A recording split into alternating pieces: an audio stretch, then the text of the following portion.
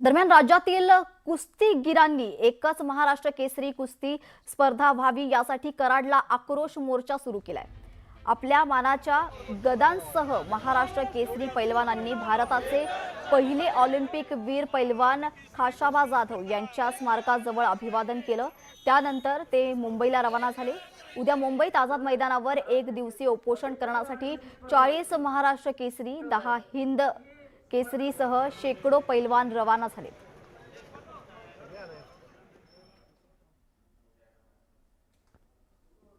महाराष्ट्रात सध्या महाराष्ट्र केसरीवरून मोठा वादंग सुरू आहे।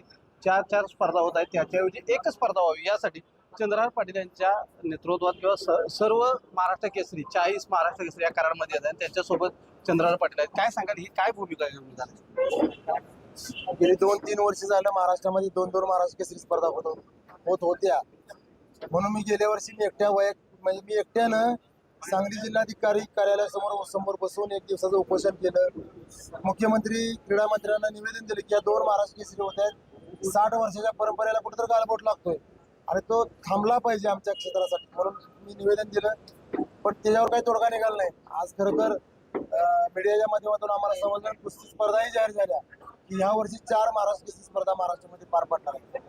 खरोखर ही आमच्या कुस्ती क्षेत्रासाठी लाजिरवाणी गोष्ट आहे, कारण एक महाराष्ट्र केसरी होत असताना 15-20 वर्ष तो रक्ताचं पाणी करून तिथं पोहोचलेला असतो। तिथं पोहोचणारे दरवर्षी 100 ते 150 पैलवान असतात आणि त्यातला एक महाराष्ट्र केसरी होतो।